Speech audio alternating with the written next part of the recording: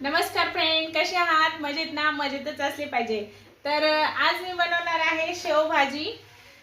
शेवभाजीसाठी घेतले मी 2 कांदे चिरून घेतलेत, यानंतर 2 टोमॅटो चिरून घेतले, थोडासा शेंगदाण्याचा कूट घेतलाय, 1 चमचा लाल मिर्च पावडर घेतले, यानंतर 1 चमचा कांदा लसूण मसाला घेतलाय, थोडीशी हळदी घेतली आहे आणि चवीसाठी मीठ घेतले. तर आता बघा कढई गरम झालेली आहे.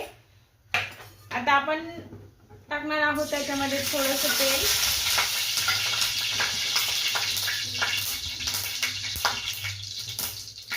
यानंतर मी त्यात टाकले जिरे मोहरी थोडीशी.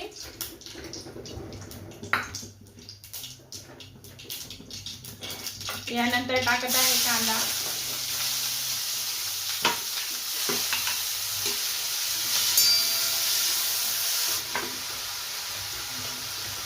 मी टोमॅटो धुवून आणि नंतर चिरलाय, तुम्ही पण सेम तसंच करायचंय. कांदा थोडा लाल परतू द्यायचा, लालसर होऊ द्यायचा कांदा. तर बघा कांदा थोडासा लाल झालेला आहे. यानंतर मी त्यामध्ये टोमॅटो टाकणार आहे.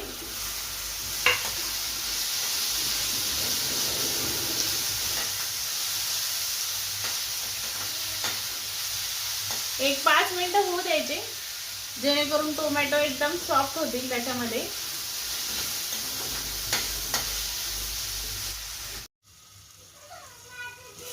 यानंतर तुम्ही बघू शकता आपला टोमॅटो आणि कांदा छान असा लाल झालेला आहे.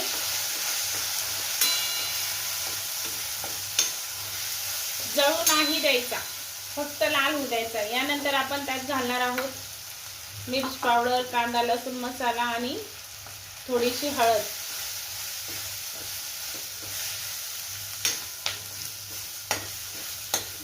थोडासा मसाला लाल होऊ द्यायचा. यानंतर कूट आणि मीठही घालून द्यायचं त्याच्यामध्ये.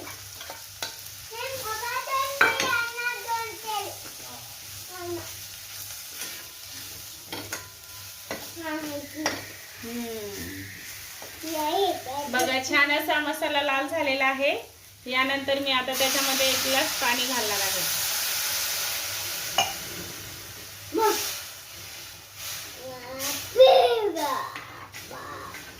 खुशीला ही शेवभाजी खूप आवडते. अशा प्रकारे 1 ग्लास मी पाणी घातलेलं आहे. आता त्याला थोडंसं 5 मिनिटं होऊ देणार आहे, एकदम कमी गॅसवरती. बघा या प्रकारे आपला टोमॅटो कांदा फोडणी दिल्यानंतर एकदम असा बारीक शिजलेला आहे.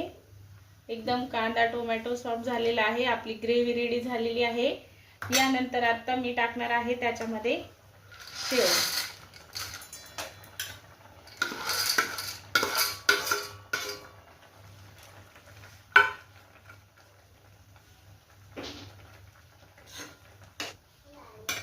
फक्त 2 मिनिटं शेव होऊ द्यायची त्याच्यामध्ये, जास्त भाजी गाळ होऊ द्यायची नाही.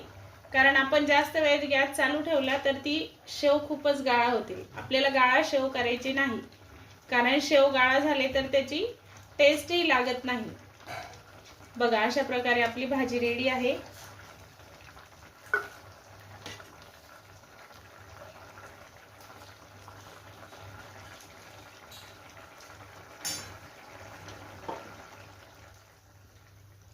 बघा फ्रेंड,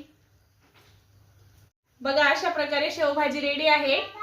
पोळी सोबतही खाऊ शकतो आपण आणि भाकरी सोबतही खाऊ शकतो. जर तुम्हाला माझी रेसिपी आवडली असेल तर नक्कीच अर्चना कुक चॅनलला लाईक करा, सबस्क्राईब करा आणि शेअर करा. धन्यवाद.